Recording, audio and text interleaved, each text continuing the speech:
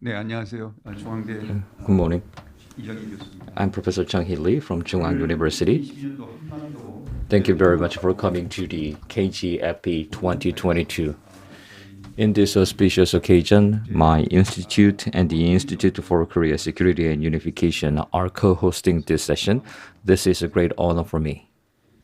한반도는 As you may know, the Korean Peninsula 오래전부터 have been facing lots of challenges, especially as a strategic important point. And regarding the Korean Peninsula, there have been lots of changes in the future. Recently, surrounding the Korean Peninsula, the Northeast Asian region is facing lots of changes. Under this critical juncture, the South Korean government has to choose something, and actually we were forced to make some choices. So, against the strategy competition between the US and China, 여기서 한국의 선택을 we can think about and discuss what kind of choices Korea should make. 발제자 And we have esteemed presenters, and we have four discussants. 미국 They are from the US, China, Russia, and Japan. They are the experts from each country. So I can say we have all the experts who can talk about the strategic situation surrounding the Korean Peninsula. 오늘 또 이렇게 세션을 함께 또 맡게 됐고 오늘 자장까지 맡게 And 해주신 I would like to thank 김호종 원장님께 Director Kim Ho-jung of the Institute for the Korea Security and Unification for being the moderator for today. I sincerely hope that you can think about various strategic situations surrounding the Korean Peninsula. 감사합니다. And that's it from me. Thank you very much.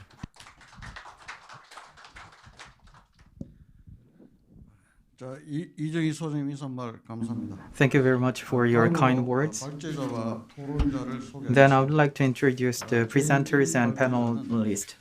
The first presenter is from Chung-Ang University Northeast Asia Development Cooperation Institute, Dr. Oh Soo-dae, the center director.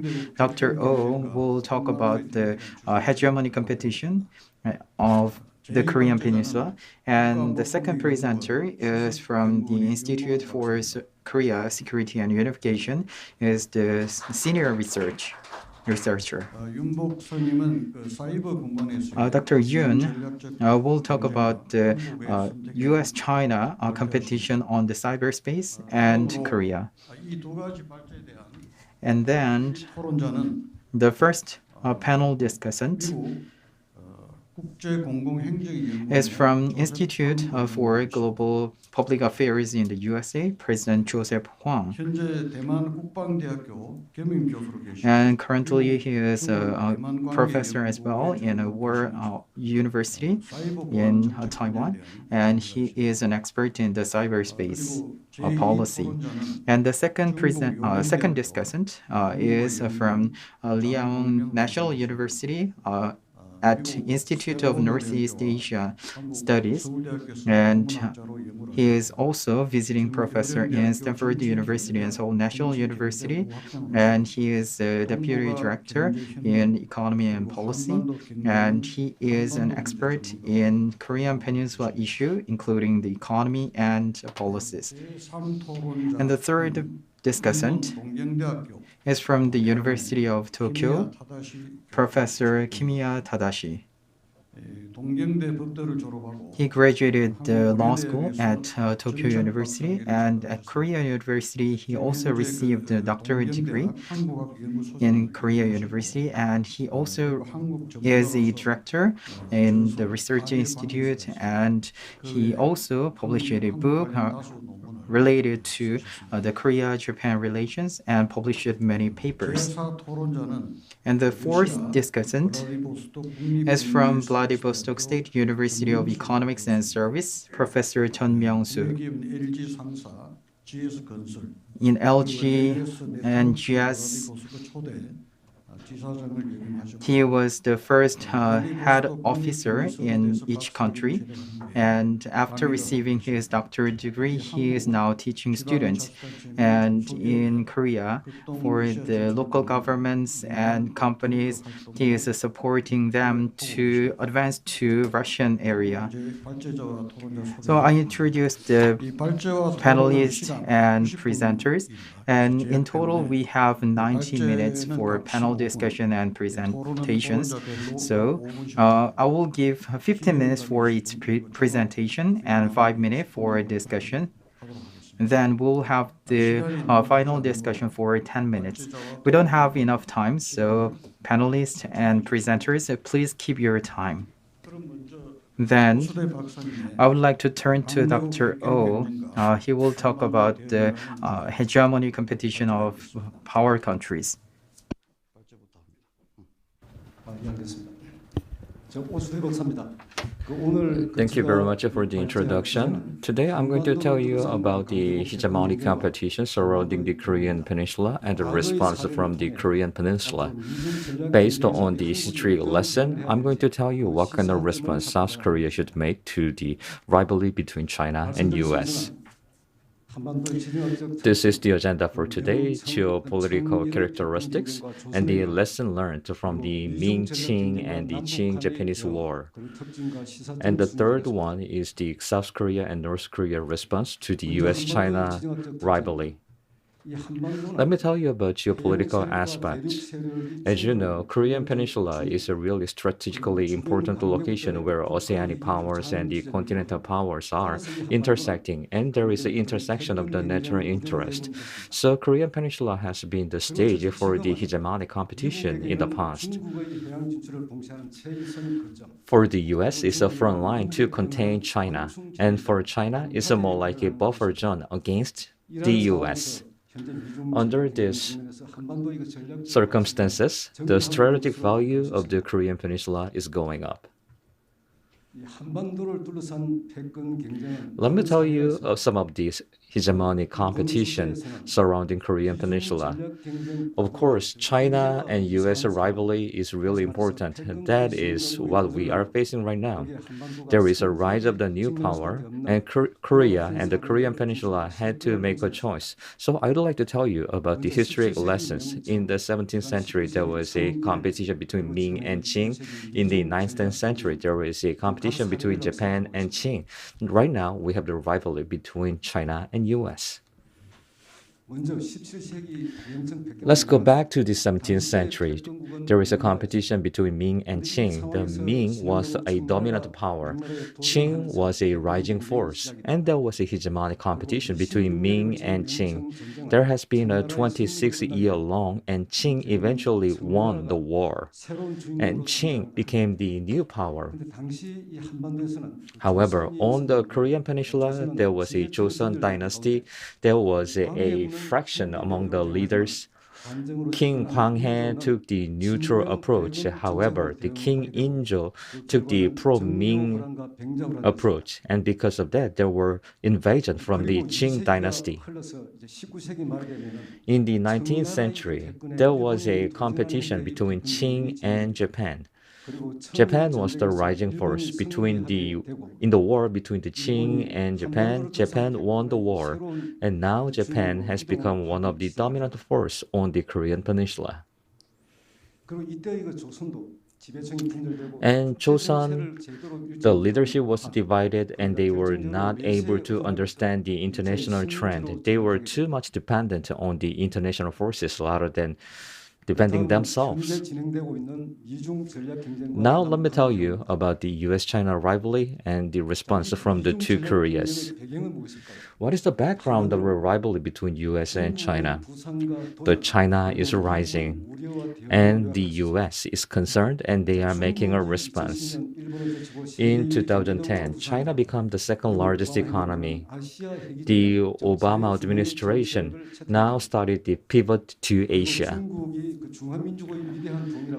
China is now pursuing after the Chinese dream. However, in the US, they responded with the US first strategy. China is working on the One Belt One Road, and the US response to it is in the Pacific strategy. 이러한 그 전략 행정의 전개 과정을 보면 So when you take a look at how it has been evolving, 정부 말기에 at the end of the Obama administration, there has been a rivalry between the US and Korea. Once the Trump administration took office in the January of the 2017, US defined China as a strategic rival. Starting from 2018, there was a competition in trade and confrontation in trade, and now we have lots of issues in the military, institutional, and technological aspect. And there is a significant competition, especially about the supply chain and semiconductors. 어, 여러 가지 있겠습니다만 가장 그 핵심적인 The Korea's key strategy is selective engagement and strategic ambiguity. 한국이 선택적으로 참여한 사례를 And what was the selective engagement of South Korea? 즉 아시아 인프라 투자은행의 Korea joined AIIB led by China. Korea deployed the THAAD led by the US. And Korea also became the member of IPEF led by the US. However, for the One Belt One Road and the Indo-Pacific strategy, Korea is taking an action with strategic ambiguity. The US is leading the Chip 4. However, Korea is still considering whether to join the Chip 4 network or not. Then how about North Korea? 자, 북한은 이러한 그 미중 경쟁 구도를 When there is a rivalry between the US and Korea, North Korea took that as an opportunity. 사례를 보면 2016년 7월 8일 한미 군단 In 2016, there was a deployment of the THAAD, and the tension between US and China went up. 전략적 요충지론이 등장합니다. And North Korea defined itself as a strategic important point. And they are saying 사활적 이익이 바로 이 한반도에 걸려있다는 그런 요지입니다. the Korean Peninsula is so important, and North Korea conducted its fifth nuclear test. 8개월 만에 핵실험입니다. It was conducted just a month after the fourth nuclear test. In 2017, once Trump took power, the tension between US and China has been heated up. And North Korea launched its long-range missile, and they declared that they completed the nuclear weapon development. North Korea was conducting 3 times of the nuclear tests just within 2 to 3 years. So they've been utilizing the rivalry between US and China. During the 2019 and 2019, there were summit meetings between the US and North Korea, and 5 times of the summit meeting between North Korea and China. President Xi Jinping did not pay a visit to North Korea, however, had 5 summit meetings just within 2 years. During these 2 years, North Korea was able to recover their relations with the China, and they are trying to ease the sanction when they were having the meeting with the US. There have been the hegemony competition surrounding the Korean Peninsula. I told you the example about the Ming and Qing and Japan. It has a lot of similarity with the rivalry between the US and China. This kind of hegemony competition have been repeated in our history. Korean Peninsula have been forced to suffer from the consequences. In the 17th and the 19th century, there was a power transition, especially that was focusing on the military power. However, the rivalry between the US and China is multifaceted, that is really comprehensive, and it is underlining the alliance and the collaboration with its partners and allied countries. What matters is the internal factors are more important than the external factors. The Joseon dynasty misunderstood the international trend, and there was a severe consequences. And there were the factionism politician, and there was a division among the leaders, and that had serious consequences. Korea is currently working on the strategic ambiguity, and I know strategic ambiguity will be required in the future, but if you stick only to the strategic ambiguity, probably US and China all shy away from South Korea. So the strategic ambiguity can be the double-edged sword. Sometimes there is a dichotomy, security with the US and economy with China. However, that kind of dichotomy is not practical anymore. Security is closely linked to the economy, and economy is closely linked to security. As you know, the advanced technology is the basic foundation for the military power. The region the US and China is competing is mainly because of the advanced technology. Then what can be the implications and lessons we should learn from this? We need to have the consensus among the Koreans. In the past, the Korean Peninsula was fully divided, especially among the leaders. And that is why they suffered from many of the wars. And we need to think about how much consensus we can build among the Korean citizens. Next one is we need to understand the trend correctly. In the past, especially during the Joseon dynasty, they were not able to understand the international trend, and they become a colony. So there is a huge competition between the US and China. We need to understand where it is and where it will go. Otherwise, we may repeat the miserable history of the past. Recently, the US and China have more and more interest in South Korea, not just because of the geopolitical location, but because of the advanced technology, including semiconductor technologies. So, Korea should be able to enhance its advanced technology and should enhance its national power. China have many issues, for example, like the Taiwanese issues and the South China Sea issues, and these are the key strategic value for China. Then, what can be the key strategic value for South Korea? We should clearly define the strategic key value of South Korea, and we should make a clear voice about that strategic values. Last but not least, Korea is different now. Now, we need to utilize the geopolitical importance of Korea, and we need to be more proactive, and we need to change our mindset. The US-China rivalry is geopolitical competition focusing on the advanced technology and the economy, and it is focusing on the allies. Korea is geopolitically important. Korea is a powerhouse in advanced technology. And Korea is an allied country to the US and economic partner of China. So, Korea cannot be free from the rivalry between the US and China. So, Korea have to make tough choices more frequently than before. However, Korea is totally different from the past. And now we have the lesson learned from the past. Based on the lesson learned, it is high time for us to make the right decisions.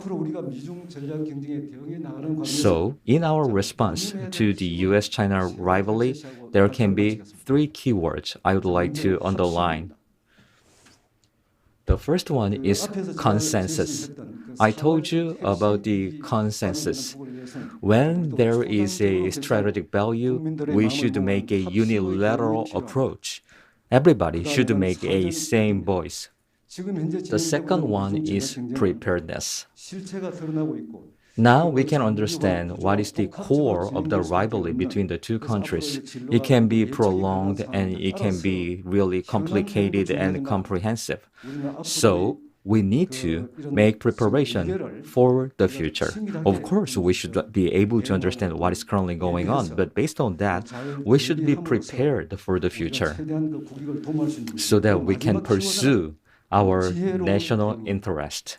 지금의 Last but not 한국의 least, 상황을 보면 we need to make a 미중 wise 전략 경쟁이 decision. 매우 복잡하게 전개되고 또 앞으로 더욱 The rivalry is really complicated and will become more complicated. 지금은 남과 북으로 It is time that we need to make a wise decision. 관리해야 되고 이 복잡한 미중 We are living under the divided Korean Peninsula. We need to think about the internal division and we need to take care of the US issues and China issues. So we should make a more wise decision. 발표를 마치겠습니다. That's it from me. Thank you very much. 오방선님 발제 감사합니다. Thank you very much for the presentation. Surrounding the Korean Peninsula, there is a maritime power and the continental power, and you also mentioned the historical lessons and also suggested our responses. Thank you very much. 윤봉환 박사님의 And then we'll turn to Dr. Yoon, and his presentation is under the title U.S.-China Strategy Competition in Cyberspace and ROC's Measures. Hello, everyone. It is nice to meet you, and it is my great pleasure and honor to make a presentation on this occasion. And my name is Yoon Bong-han. I'm the research chairperson at the Institute for Korea Security and Unification. I would like to talk about the U.S.-China strategy competition in cyberspace and Korea's choice. As you know, in May this year, the Yoon Suk-yeol administration took the office, and for the first time, the cybersecurity issue became one of the national agenda.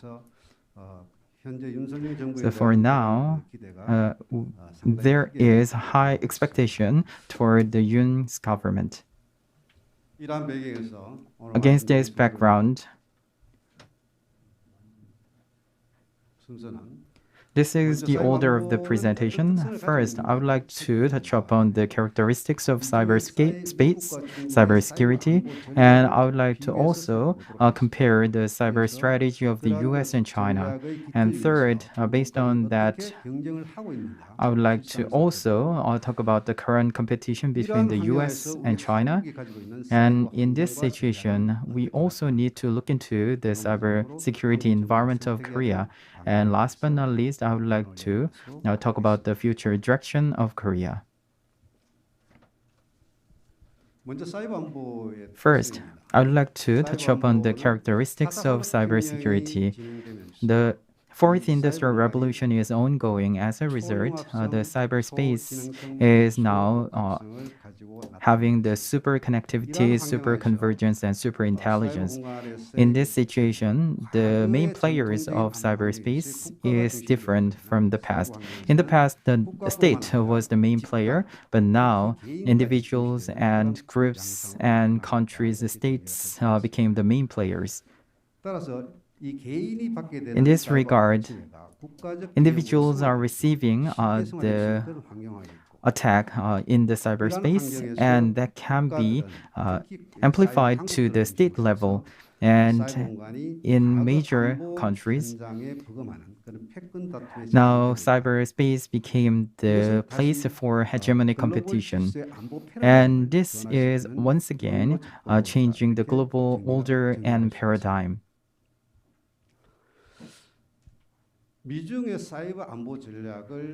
And now I would like to compare the cybersecurity strategy between the US and China. The goals of the US is openness and free flow of information. So America First is the main principle in the US.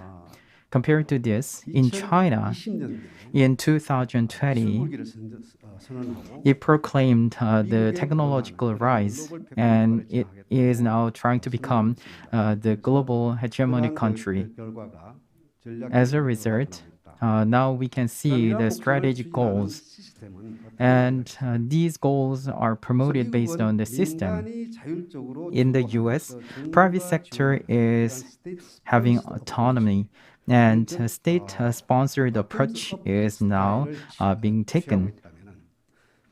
Compared to this, in China, now the government is leading. So top-down approach is being taken, and they are pursuing both security and informatization. In this situation, when it comes to the strategy, the US is taking the China bashing approach. So the US is now not allowing China to overpowering with the technology. Compared to this, China is now taking digital Silk Road approach or One Belt and One Road initiative. So it can be summarized with the US ripping off.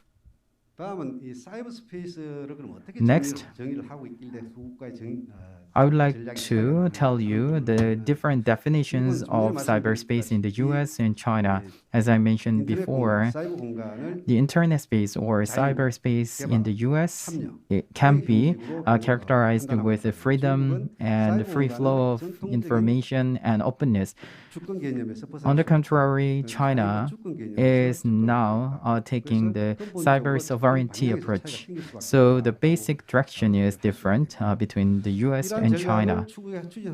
And in order to pursue these strategies, in the US, they focused on the military alliance and economic alliance, and now they added another alliance, which is technological alliance.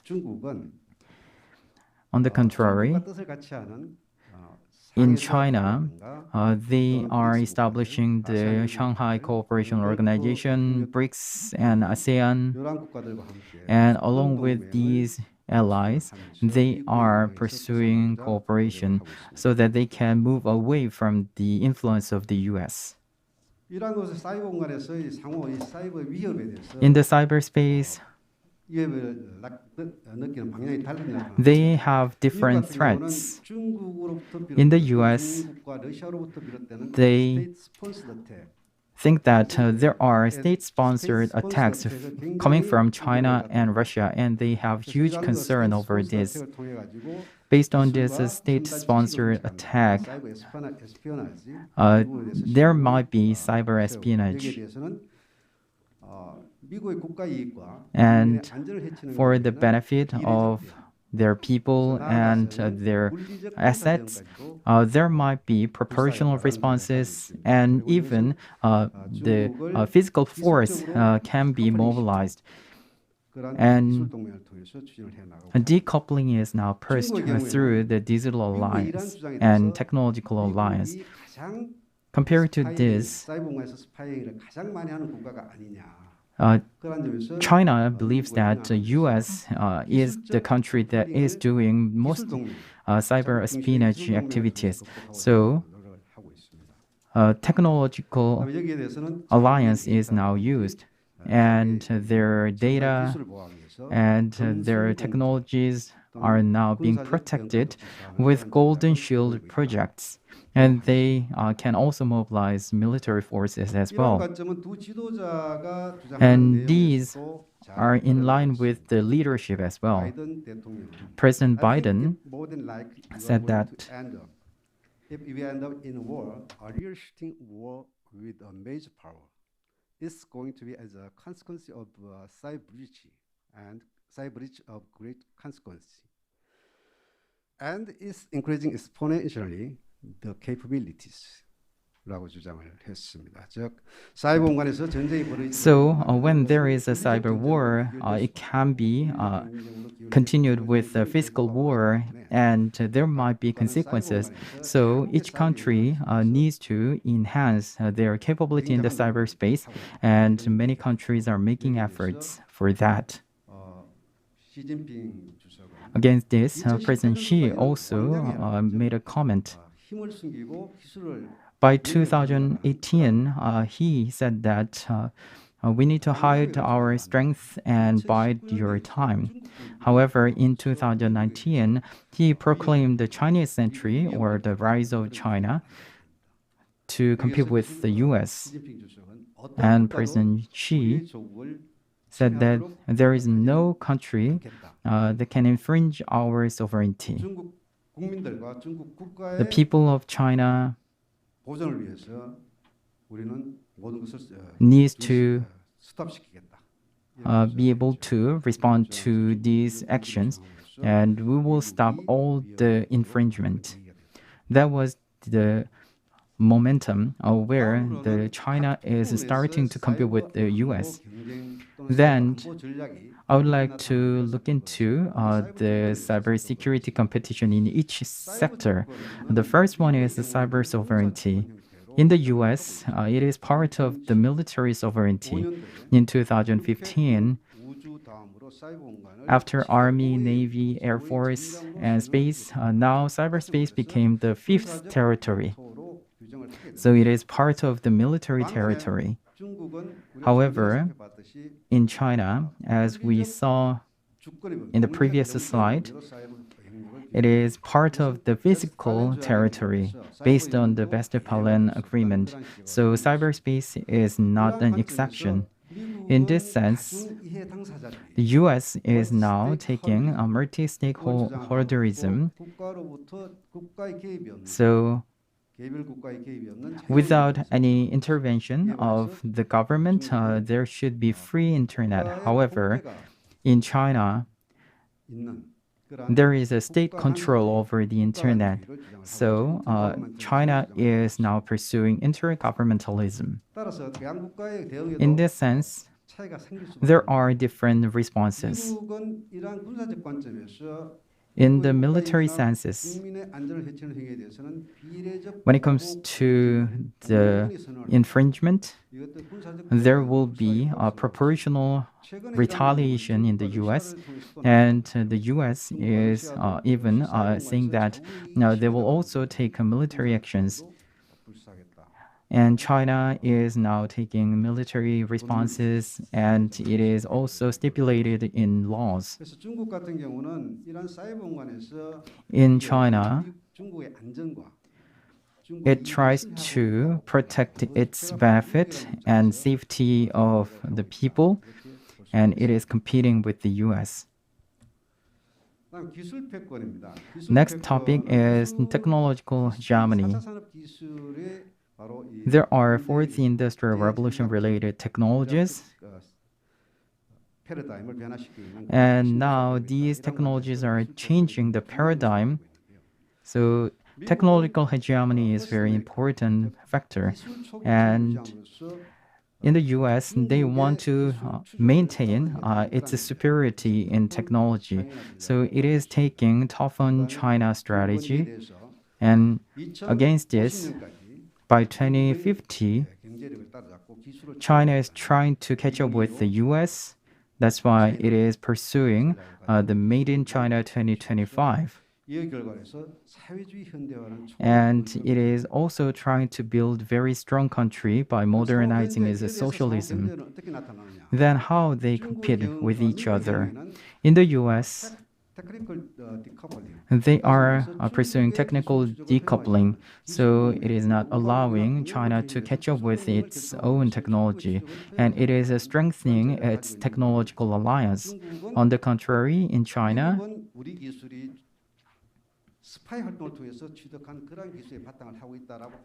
it says that it is not based on the technology espionage, rather it is our own, based on our own capability.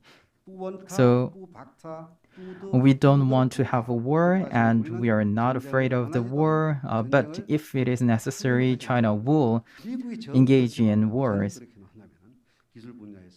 depending on the action of the US. That is the strategy of China. So this is reflected in the policies of each country.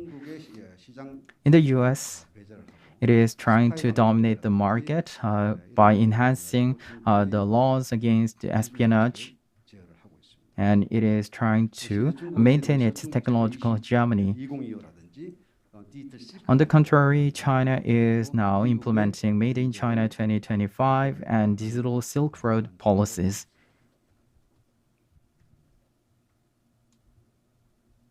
지금표는 In this slide, 기술 격차를 you can see the technological gap between the US and China, and it is based on the Korea Economy Research Institute data. And this is the prospect for 2023. 2018년 현재 중국이 인공지능 As of 2018, in the artificial intelligence, China is ahead of the US. And when it comes to the drone and blockchain, the technological capability is almost similar between the US and China. However, in these three areas, China will be ahead of the US, and in most of the areas, China and US will have similar technological capability. That's why the US is afraid of China. 이 표를 가지고 우리가 So based on this chart, 현재 중국에 비해서 Korea is, as of 2018, in the augmented reality and IoT, we have stronger technological prowess. However, in 2023, our technological superiority will disappear.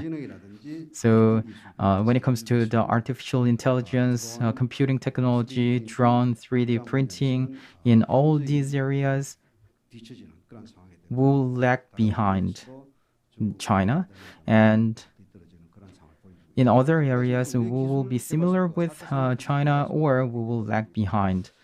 윤석열 정부에서 7대 The President Yoon and its administration selected 7 major strategic technologies such as aviation, military technology, biotechnology, and artificial intelligence. But already, the government understands that Korea is lagging behind from China. 그다음 세 번째로 미국과 중국 간의 Third, 주권 there is an issue related 전략은 with data sovereignty. 미국은 데이터는 인터넷 공간에서 In the US, 시켜서는 안 it 된다. believes that there should be the freedom of flow in data on the internet, so it should be controlled by the market. However, in China, it believes that 국가안보와 직결된다. data is closely related to the national security. 약 8억 명 이상의 As you know, 네티즌 in China, there are more than 800 million internet users. 국가 중심의 데이터 So it is now taking a state-led data management system.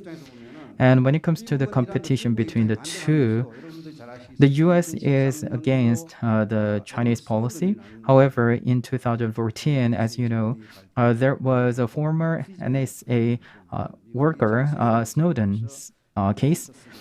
So now US is also implementing data surveillance. It is well known. 미국은 이를 굉장히 강력하게 And the US 미국이 그렇게 하니까 우리가 is now taking criticism. 그 주장을 믿고 따르지 않을 수 없다.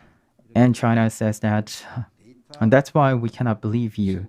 데이터 세우기를 So now China is taking the Data Alliance and Golden Shield projects. 같이 하는 동맹, 데이터 동맹을 진행합니다. And China is also pursuing its Data Alliance and Golden Shield projects. And there are data related laws and localization of the data. 이란 입장에서 각국의 정책 In this sense, 미국은 안보나 테러 in the US, 안보나 테러 it 사건 allows the surveillance against 2018년도에 terrorism attack and security related issue. 해외에서 거점을 가지고 있는 미국 기업들이 보유하고 있는 So there are US companies located in other countries, and these countries should provide the data if the government requires it. and there is anti-espionage law.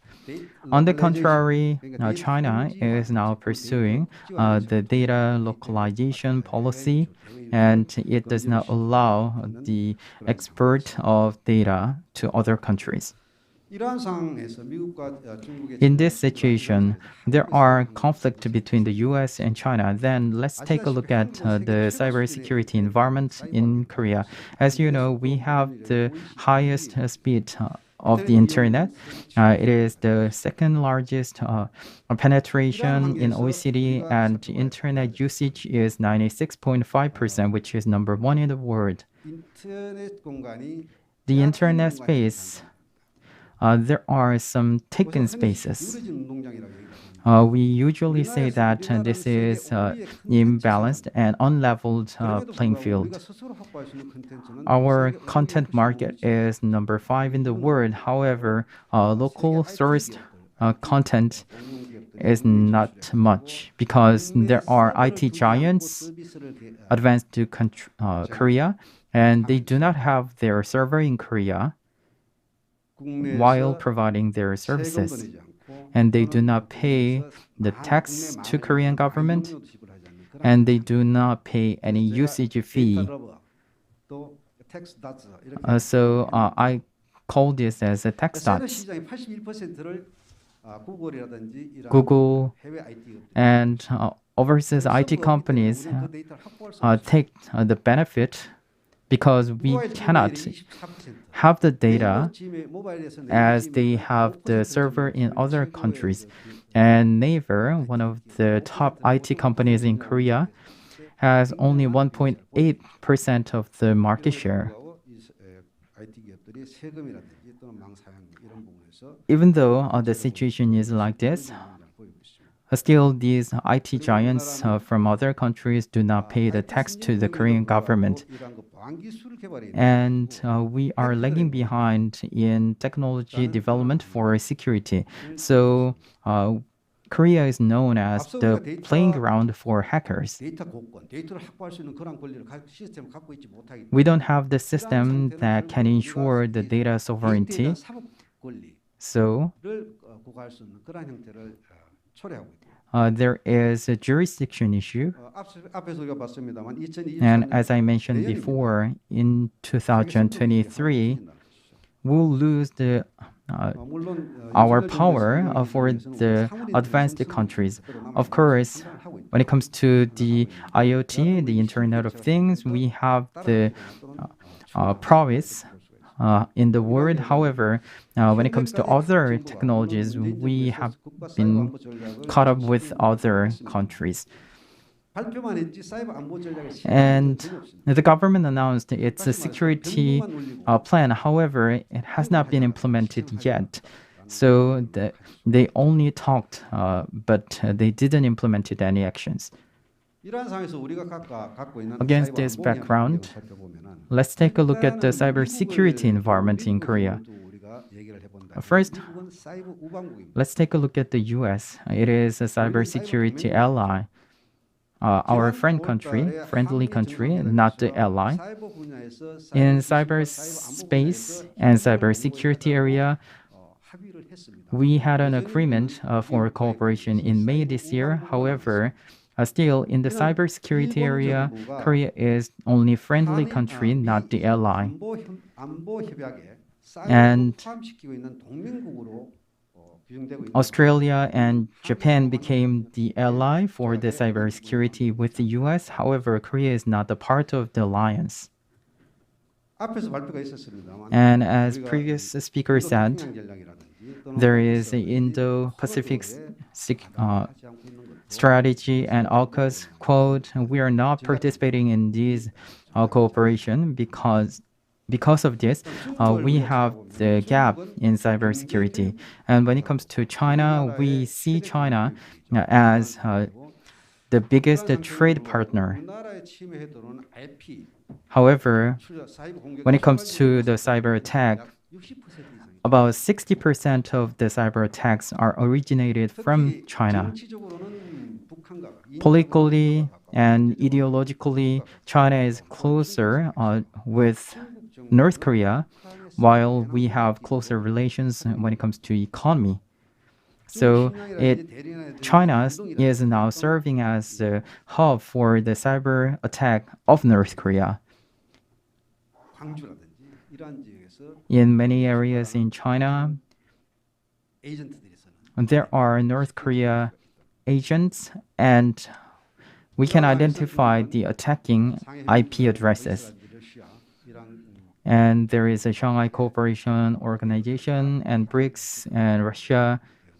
They are taking the One Belt, One Road initiative and Digital Silk Road. 한국의 최대 사이버 위협국을 And North Korea is the biggest threat in cyberspace. It is well known, and it is the most asymmetric area. Cyberspace is the platform for the war without the gunshot. 북한은 중국과 함께 And North Korea 그러니까 정부 지원 is, together with China, 가장 활발하게 이루어지고 taking the state-sponsored attacks. The government is nurturing the attackers, and they are utilizing these attackers for the national benefits. 전 세계를 대상으로 한 가상결제 And these 그런 가상결제 활동이라든지 is resulted in the extortion for the virtual assets, and there is a ransomware attack and APT attacks.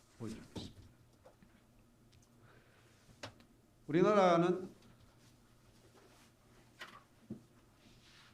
세계 4대 사이버 강국이 어디겠습니까? 1위가 미국이고 2위가 중국이고 In the world, number one is US, second is China, and the third is Russia, and number four is North Korea or Iran.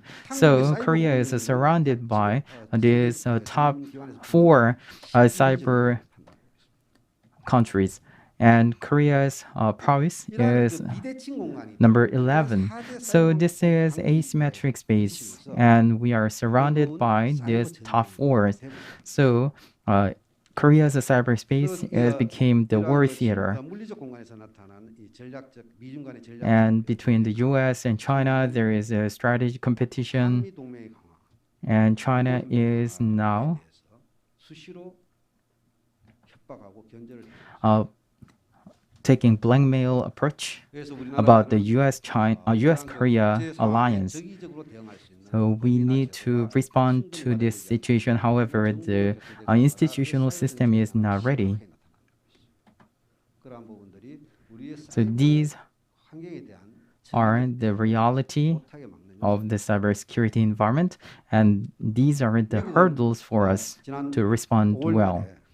In May this year, there was a NATO strategy concept. They created the strategy. Of course, Korea is included. So there is a slight change in our cyber strategic direction. 자, 이러한 걸 결과에서 우리가 한국은 어떻게 To sum 대응해야 this, 되는지 정리를 한번 I would like to tell you how Korea can make 한미 responses. 경중 우리가 흔히 뭐 앞에서 We 발표했습니다. usually say that Korea will rely on the US for the security and rely on China for the economy. 이 한미 경중에서 우리가 중시를 해야 될게 In this situation, we need to 근데 우리가 생각해 make a choice for the priority, whether it is 한번 무너지면 security or economy. But we need to take caution because if we lose the security, there is no way to make a turnaround. If there is a collapse in economy, we can rebound. However, security is not the same.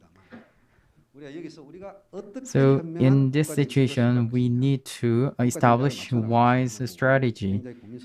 That's the area we need to give more thought. 안보에서 양보를 할 수 없다면은 If we cannot step back from the security, 기술 동맹도 우리가 강화를 해 나갈 now I believe on top of the military alliance and the economic alliance, we also need to strengthen our technological alliance surrounding the US. 우리 경제는 어떻게 할 것이냐? Then what about the economy? 중국과 한국은 중국은 우리의 제일 교육국이고요. China is the greatest trade partner for Korea. And for China, Korea is number 4 in trade. So we have a big portion. 할 수 있느냐 그런 요인은 없죠.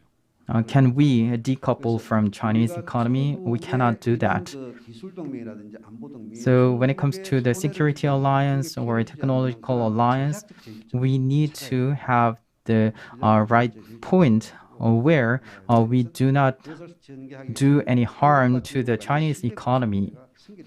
And the trust building is also very important. Based on the trust, we need to find a strategically appropriate point. 시간이 조금 We are behind the schedule.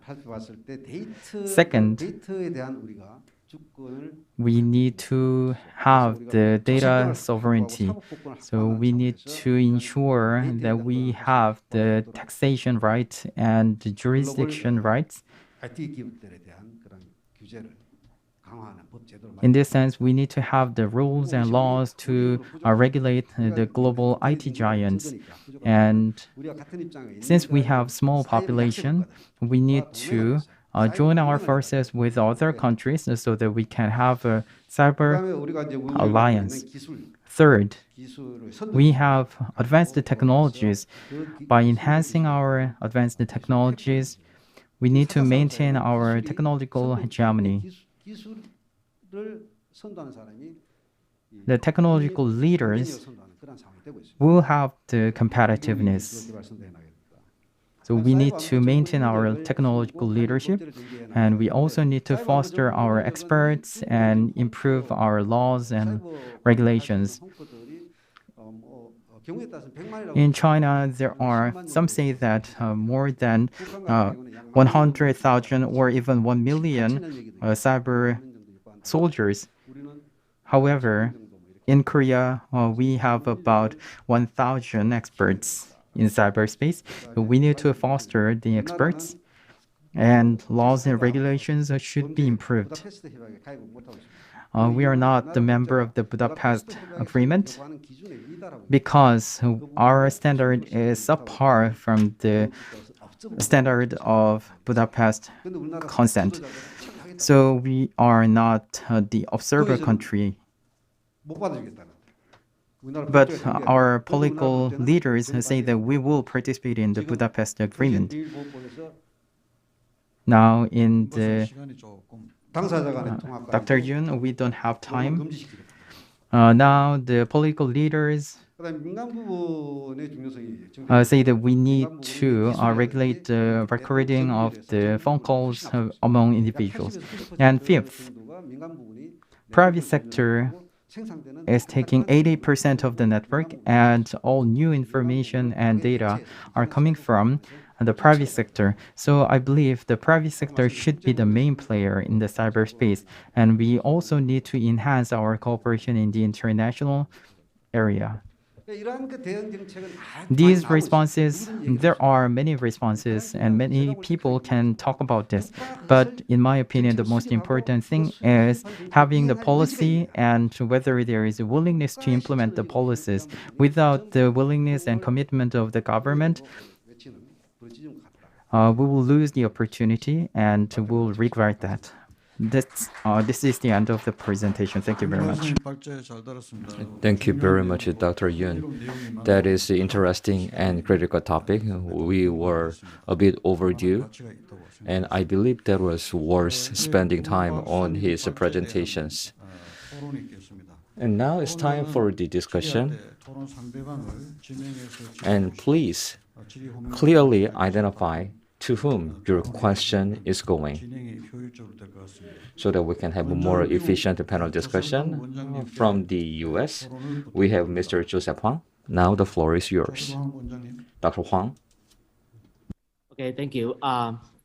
Thank you for inviting me to join this wonderful panel. I do learn a lot, and due to the matter of time, I will share my very brief idea, and in order to save more time for the audience and for the other discussants. This is a very wonderful event, and the two presentations are very informative and also fabulous. So there is a similarity between these two presentations. That is the competition between the United States and China. So I will start with the competition between two superpowers, and then spend more time on cyber issues. So talking about the competition between the United States and China, I believe Dr. O already mentioned a lot of very good ideas and arguments.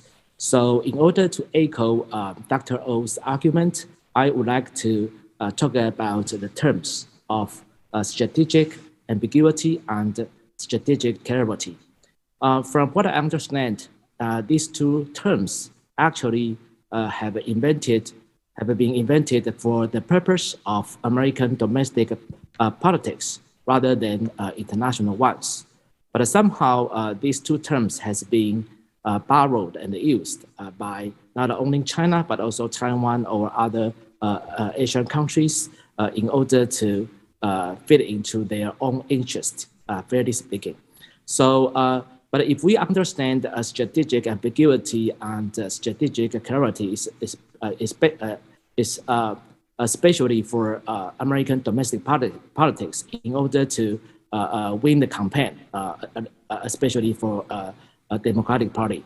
So, but the problem is when we see American strategic clarity in the recent months, then the purpose of clarity is going to make a deterrence to other countries, especially for the superpower China. But the problem is when the strategic clarity has been shown by American, then other countries will feel like not only deterred, but also threatened.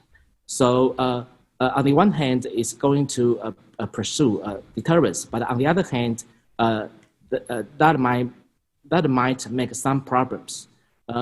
That's because strategic clarity might provide a very misunderstanding for other countries, especially like Taiwan, to see maybe that's the possible, we can go for another more aggressive direction, such as independence.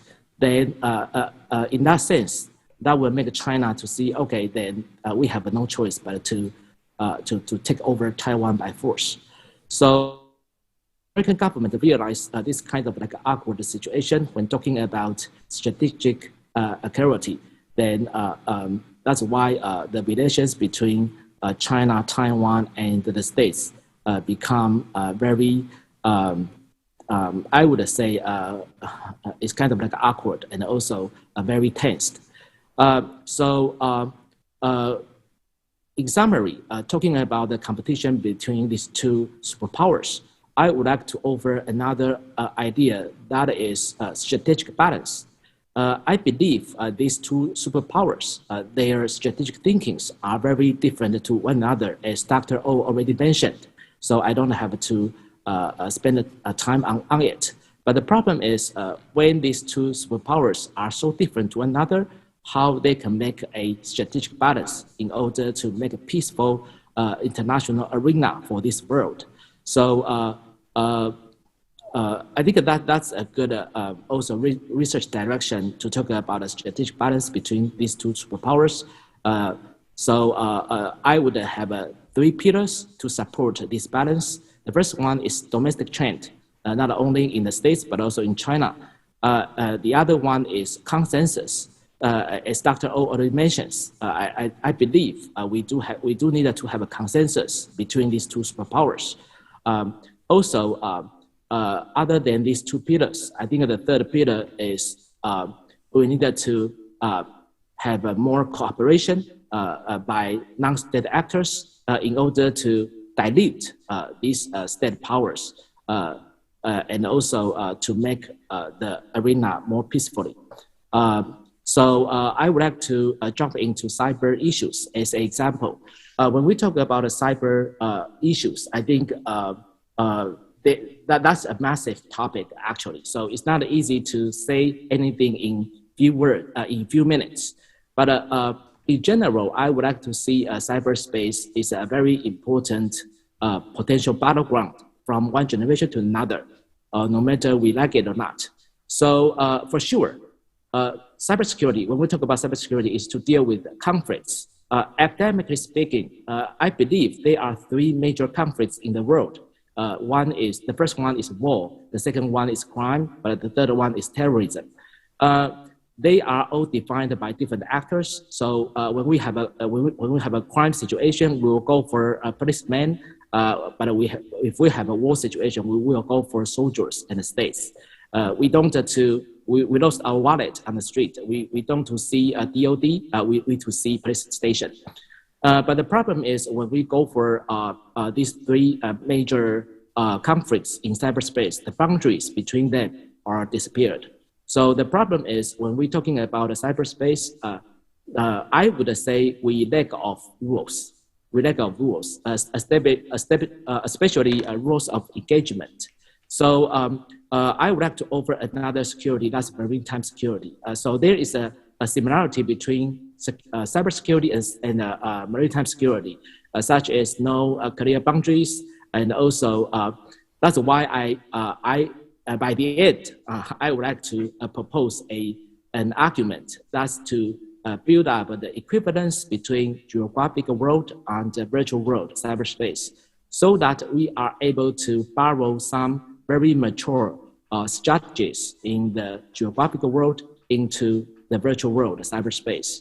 But it's not very easy. So the first step, I think we have to territorialize the cyberspace in order to apply those strategies into the cyberspace. I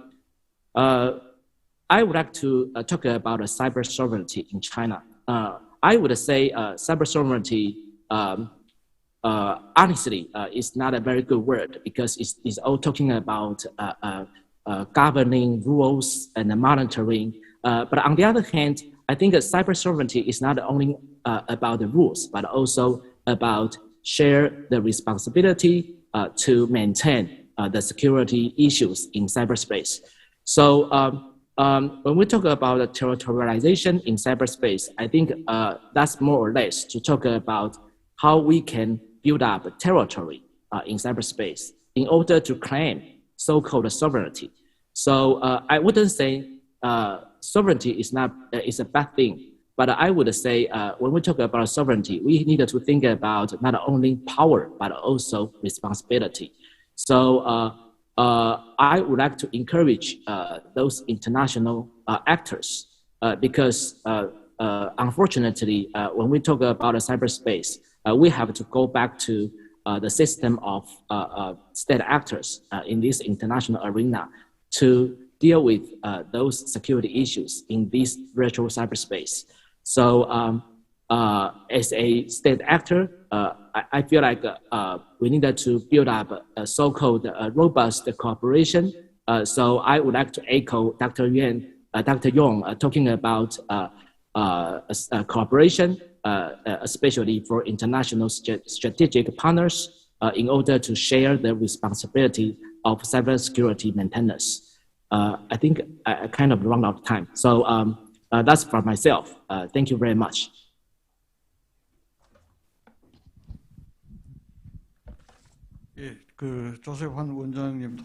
Thank you very much for your opinion. You mentioned about the strategic ambiguity and you also mentioned the importance of strategic clarity. And when it comes to the cybersecurity, you also mentioned about the cyber sovereignty, responsibility, and cooperation. He said that it is important to have these. Then let me move on to the Professor Chang Dong-myung from Liaoning National University. Please go ahead. 예, 감사합니다.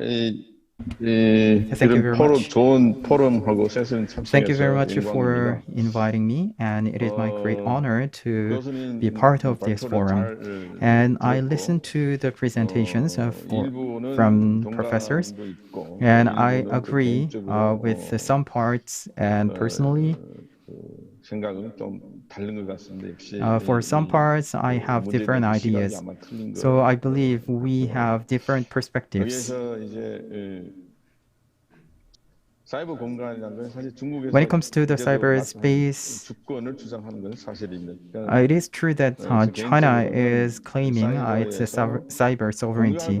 So I believe that personally, there are some areas we can share and there are areas we cannot share.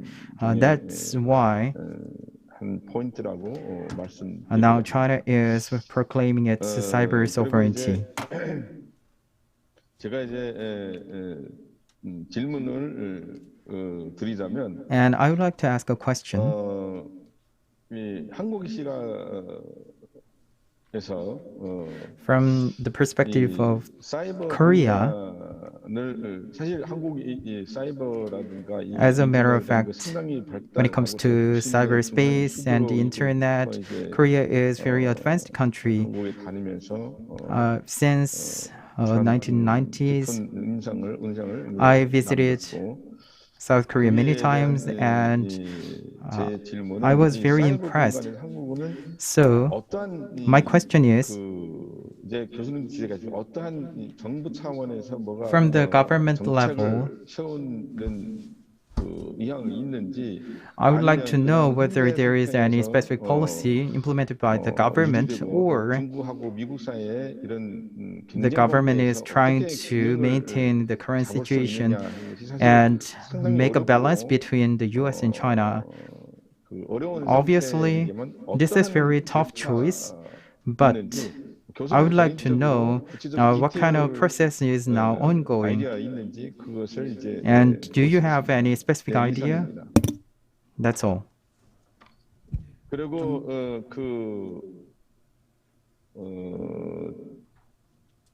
임봉환 교수님이 발표 And Professor Yoon 내용을 또 잘 들었고 made a 거기에서 presentation and I listened it carefully. 미국이 지금 테크니컬 디커플링 하려고 And now 많은 the US is trying to achieve technical decoupling, and there are many attempts. 선택할 그 딜레마에 아마 있는 However, 것 같아요. I believe now Korea is faced with a dilemma. So by the end of this month, Korea needs to give the answer about the membership on G4. So what kind of strategic choice should be made? That is a big and tough choice. 한국도 중국은 한국의 가장 큰 시장 때문에 And China is also a very big market for Korea. So between the technology and the market, we don't have much choice. But personally, 좋지 않다고 봅니다. I don't like the alliance, the concept of alliance, because we need to compete in a natural way.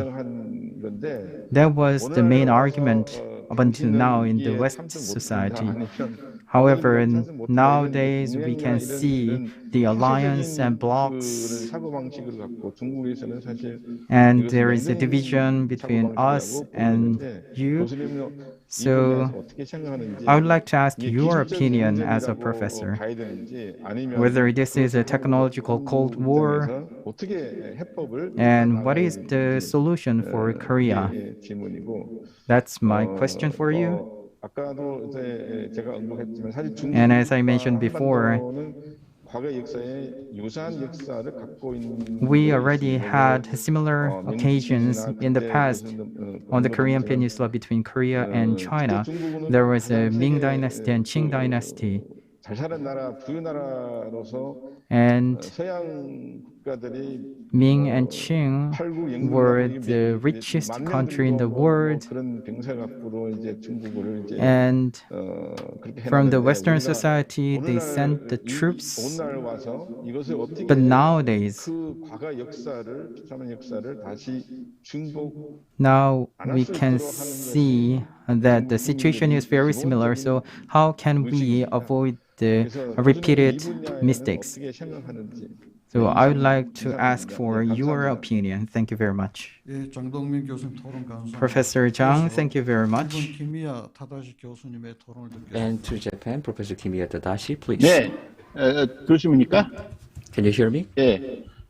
제가 좀 그 사이버 문제 그 전문가도 아니기 때문에 I'm 질문 not the 위주로 expert in the cybersecurity, so I would like to ask questions rather than make the discussion. I have three questions. The first question is, and there was a Cold War between the US and Soviet Union, but you did not include the response of the South Korea to the Cold War after the 1945. I believe the most similar case can be right after the 1945 between the US and Soviet Union. So I think that can be the equivalent case that we should look in. That is the first question to Dr. O. The second question is, you talked about the 19th centuries. At that time, then Korea or Chosun was suffering from the various wars between the King, Qing and Japan and Qing and Russia and the Japan and Russia. And there were so much division among the leadership, and I know there is a leadership difference between the Progressive Party and the Conservative Party. So I don't think in the 19th century Korea was a relatively weak country. However, Korea is now a much bigger country, much stronger country, and Korea can collaborate with the middle power, and Korea have a much bigger influence compared to the 19th century. So the 19th century is not the right time for us to compare, because currently Korea is much stronger country compared to the 19th century. And also regarding the strategic ambiguity, you said that there is a limitation. And you said that North Korea is trying to utilize the rivalry between China and US. In 2013, yes, maybe, but after the 2019, especially in 2022, North Korea gave up that kind of choices. And they want to focus more on the allies with Russia and China. I mean, they are returning to the era of the Cold War. North Korea also faced the limitation in their response. So the Cold War structure, I mean the Russia, China, North Korea, Korea, US, Japan, that kind of faction can exist. If that should be avoided, and I'm wondering what is really necessary to avoid that kind of division between the two camps. I have 4 questions to Dr. Yoon. The first question is, do you think that the physical rivalry and the cyber rivalry can be similar, or is it totally different?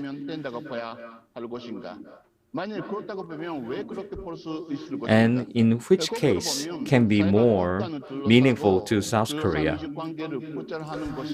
And what is the meaning of looking into the cyber relations between the US and China? And what is the implication it can have to the physical US-China rivalry? Second, the political system can have influence on the cyber strategy. For example, US, the free and democratic cyberspace. And in the case of the China, it is a more of the nationalism with the closed cycle. Between these two cyberspaces, and I would say there can be the influence behind. And which one do you think is better? 있습니다. And probably the open space can be better than the closed spaces. In that case, well, maybe sometimes for the monitoring and for the effectiveness, the closed monitoring can be better. And also, we cannot say which one is better or not. I believe it is more like the value. And we cannot say which system is better. The third one is, and you are looking into Korea, China, and the US, but not paying attention to Japan. And what can be the position of the Japan in the cyberspace? Can we say the Korea, US, Japan are on the same position or not? Last but not least,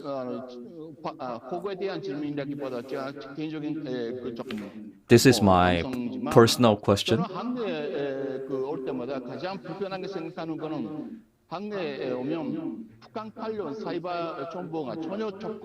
And actually, in Korea, I cannot have access to the North Korea related cyber information.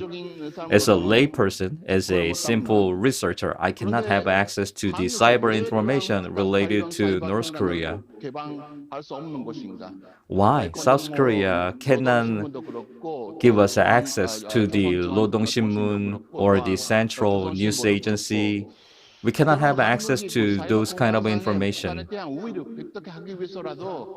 And to get the dominance, I believe it is great for South Korea to open the North Korean information because South Korea is much more advanced. I understand that you have the regulations and the rules about the national security, but still, I personally believe it can be better if we can have access to the North Korean information, especially the cyber information. If it can be accessed from South Korea, it can be a really great information we can have. Thank you. Professor Tadashi, thank you very much for your discussion. And last but not least, I would like to turn to Professor Chun Myung-soo. Hello, my name is Chun Myung-soo. Thank you very much for the presentation from two doctors. And we were able to learn about the US-China competition. And now Russia became a team. And I'd like to talk about the Korea-Russia situation. And my specialty is economy, and I've worked in companies. So I'd like to tell you about the local situation, and I also would like to ask some questions to Dr. O. When it comes to Russia, it has geopolitical importance between the DPRK and RK. And in many administrations, Russia was and have been major partners. And the partnership has been continued. And in the previous administration, in 9 sectors, including railroad, there have been many projects implemented. However, with the transition of the agreement administration, now the project has been scaled down, and after the Ukraine war, it has been discontinued. But the problem is the companies advanced to Russia. For the last 30 years, many companies advanced to Russia, and now they are on crisis because in the past, small and medium-sized companies experienced many difficulties because the scale was small. However, nowadays Hyundai Motor is in Russia and they created the network. However, they are not able to operate properly, and the future is not clear now. And in Russia, now Russia is working together with China. And now there is many vacancy because Korean companies are moving back to Korea. And now China is replacing Korean companies. And once Korean companies move back from Russia to Korea, then Russia will now welcome them back. So that is the difficulties for Korean companies. But the problem is there is no official response from the government. So since we don't have enough time, I will be brief. Now, in the Far East area and some cities in Korea, they created the sisterhood, but now these relations are collapsing. So this is a problem. At the national level, we can implement the sanctions. However, at the local government level, we can maintain the relations between Russia and local cities in Korea. I'm not sure whether this is the direction of the central government, but I feel that it is regrettable to see this.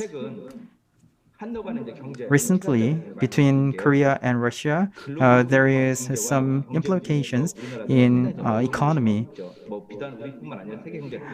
The global economy, including Korean economy, is suffering from the Russian situation, and Korea is now experiencing the highest level of inflation. And as Dr. O said, we need to have wise choices, and we need to make innovation. And to do that, we need to look around.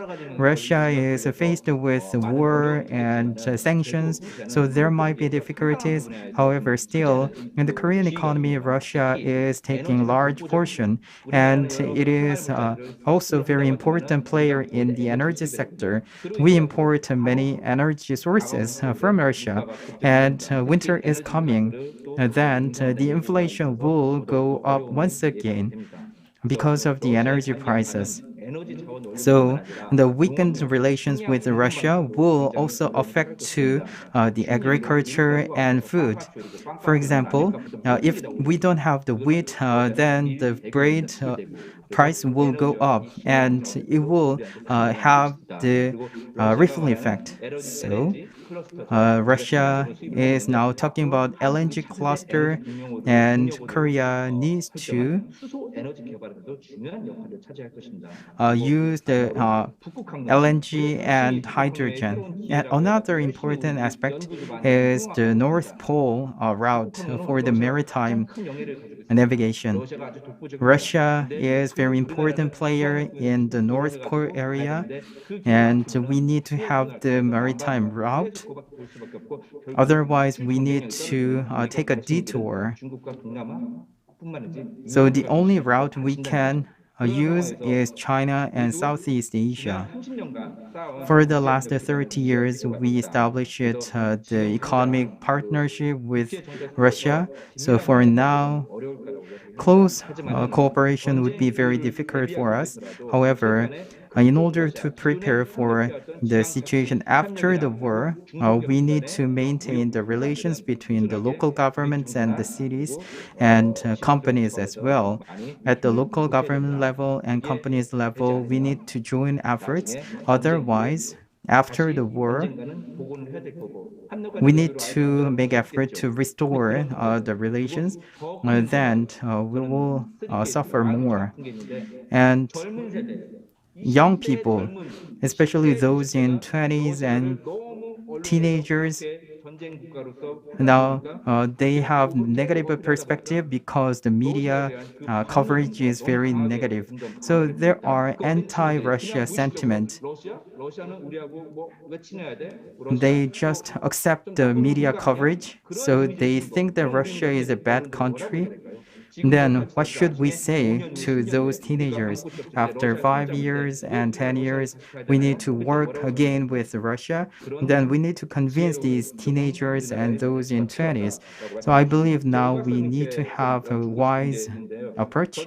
And I have a question to Dr. O. Between the US and China, the hegemony competition has been continued since the Joseon dynasty, and we need to make tough choices. I understand that this choice is very tough, But in your opinion, in the future, there are two camps, Russia, China versus the US and Western countries. And this competition is getting fierce. So now, how long it will be continued?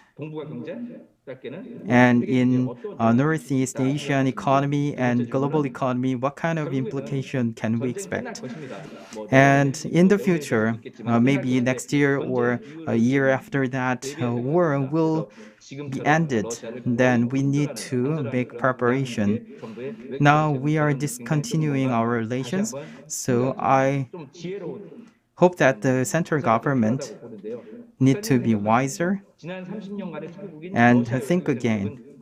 For the last 30 years, we have been continued our policy with Russia. So how should we continue this in the future? Thank you very much. Thank you very much, Professor Chan. Thank you. But due to the time limitation, we should finish the session by 12:30, but it's 12:23. And maybe we can extend the 5 minutes more. So let's make it brief and concise, to the point. And please cover as many questions as possible. Professor Oh first. 소리가 먼저 일본 김희아 교수님께 제가 답변을 드리겠습니다. And Professor Kimiya Tadashi, my answer goes like this. We did not cover the US-Soviet Union Cold War and the hegemony on the Korean Peninsula because the purpose of my presentation is the rise of the new power and what is the forced choices given to South Korea. Actually, the Cold War between US and Soviet Union was not that relevant. That's why I did not include that topic in my presentation.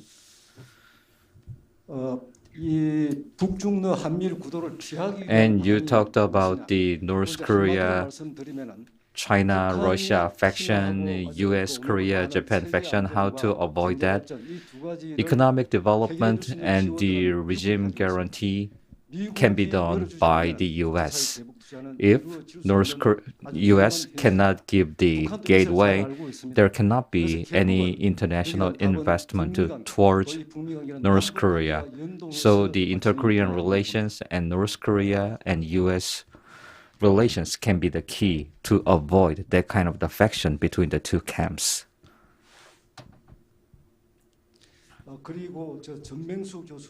And to answer the questions from Professor Chung-Ang, you talked about the two big encampments, and there is a kind of the new Cold War. How much Russia will join the hands with China and how much influence they can have? I personally do not think it is likely for Russia and China to join hands. They are superpowers. There cannot be two suns on the sky. So in the past history, there have been the conflicts between the Soviet Union and China. In the 1960s, they have some border and the territory issues. And the border issue between the two countries have been completed in the 1990s. China and Russia can cooperate on the economic sense.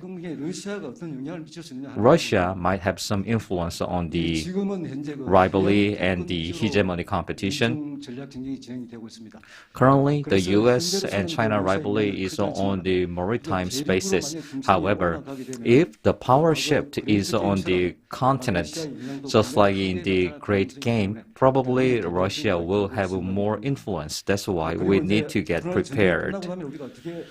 After the war in Ukraine, what kind of preparation we should make? Well, our diplomacy with the US should be more pragmatic and practical. After the collapse of the Soviet Union, there have been the institutional and system changes in the eastern part of the Europe. And in Korea, we made a new diplomacy. And after the war in Ukraine, there will be reshuffling of the world order and the systems. There will be new opportunities coming in, and we should grab those opportunities. 장동명 교수님께서 말씀하신 거 제가 잘 이해를 못했는데 And Professor Chung, 일단은 과거 역사를 if I understand you correctly, we should not repeat the mistakes of the past. 한국의 입장에서는 For Korea, 역사를 되풀이하지 않기 위해서 we should not repeat the mistakes of the past. To do that, 지금은 이 규범 제도 모든 것이 지금 재편되는 the norms and the regulations and the systems are reshuffled. We are living in the era of instability. So one of the key words is to make ourselves stronger. That's it from me. Thank you very much. Dr. Yoon, please go ahead. Professor Chung, you asked a question, and let me give you the answer briefly. Whether there is a cybersecurity policy in Korea or not, in 2016, the national strategy was established. But when we look at the content, it is very weak compared to China or the US. And my biggest concern is there is no supporting system and there is no enforcement decree. So we only talked and there was no action follow-up. So in this regard, I believe we need to be more clear when it comes to the national policy. And in cybersecurity strategy, of course, we are not the powerhouse. However, I believe we need to include the retaliation and responses in our strategy. And when it comes to the digital decoupling, you mentioned the digital Cold War. Cyberspace shows clear signs that there is a Cold War and division. So the US and China are the two main players in the two camps. And recently, between the US and China, there is competition over the technological hegemony. In this sense, now we are in the initial phase of the competition, and the US is now pushing the China. And when it comes to the advanced technology, there will be more fiercer competition. And when it comes to the questions from Professor Tadashi, you compared the physical space and cyberspace. As I mentioned before, there is a clear signs of the Cold War in the cyberspace, and we cannot separate them from each other. And whether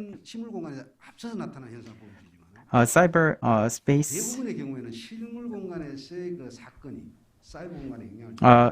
so usually physical action can have the ripple effect in the cyberspace, so we cannot decouple them.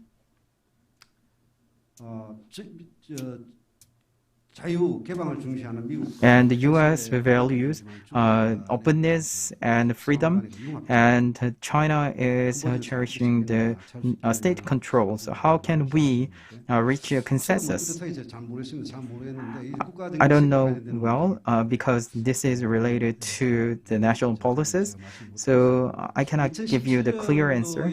However, in 2017, in the UNGGC, there was the seventh report adopted, and cyber security issue is now on parallel, so we cannot find any consensus. In the international society, there are efforts. However, still there is no sign of solution. And I excluded Japan not because of my lack of interest between the US and China when it comes to the data issue or cyber sovereignty. As I mentioned in my presentation, Japan already have alliance relations with the US. So by looking at the US and China, I believe we can understand indirectly the position of Japan and Russia. Currently, 장기적으로 봤을 때, 장기적 관점에서 봤을 때 in the long term, 미국 패권에 도전하는 정도가 극심하다. China is bigger threat to the U.S., even though for now Russia is the bigger threat for the U.S. That's all for me. 원칙적으로 하면 플로에서 토론도 해야 되는데 We were supposed to have the panel discussion and Q&A session with the participants, but for the sake of time, we'll skip the Q&A session. And during the lunchtime, you can approach to the panelists and presenters individually and ask a question. 충분한 논의가 Due to the limited time, we were not able to have enough discussion, but we would like to wrap up the session for this U.S.-China strategic competition and Korea's choice session. In the long term and mid-term, we need to make a strategic choice, and we were able to learn lessons from the presentations. Thank you very much, presenters and discussants. And also, I would like to extend my appreciation to the participants who stayed with us until the end of the session. And one housekeeping announcement.